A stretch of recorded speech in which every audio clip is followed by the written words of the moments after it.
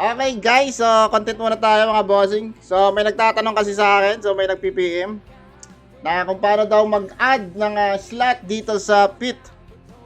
Ito, kay Kitty. O sa pit ng character mo, bossing. Ayan, so for today's video guys, so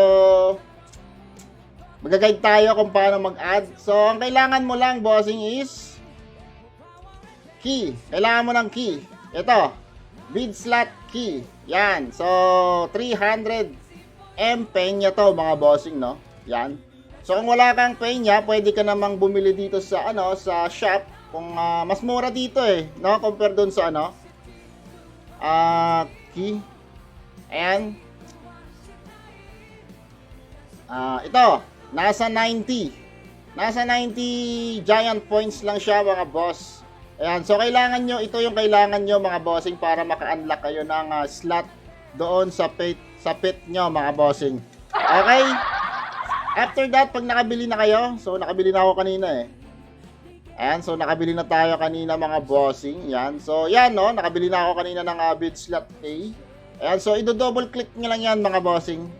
Okay, so double click. Okay. Ayun, so nagka-slot na mga bossing. So na-unlock na natin yung ating pang-apat na slot ng ating bid slot mga bossing. So after that, pwede nyo nang lagyan ng ng bids.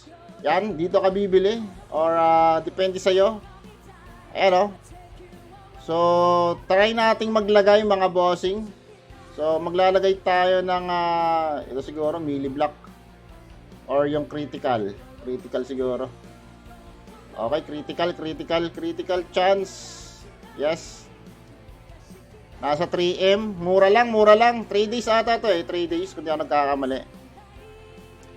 Okay, so nakabili na tayo ng bids mga boss. Ang gagawin nyo para malagay nyo dito is double click lang again mga bossing. Ayan. Ulala. Ayan na mga boss. So nagka-bids na yung ating pang-apat na slot. So ganun lang kabilis at ganun lang kadali mga bossing. Alright, so itong guide na to is para lang sa mga newbie na mga bagong laro lang sa Flight.